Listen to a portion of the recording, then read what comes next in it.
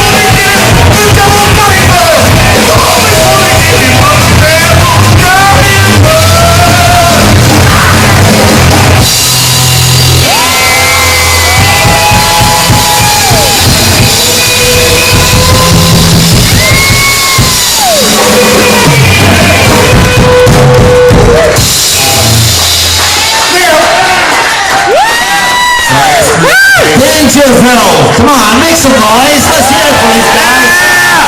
Yeah. Thanks so much for supporting Grandville Record Store Day. Now these guys are out here helping us do that. So you know, this is the whole thing. Everybody that's here is into music, and that's why we're all here today.